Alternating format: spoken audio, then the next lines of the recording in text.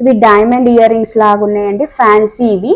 ఇది స్టోన్ అంతా రియల్ అండి, మోనాలిజా బీడ్స్ వచ్చాయి చూడండి కింద, చాలా బాగుంటుంది.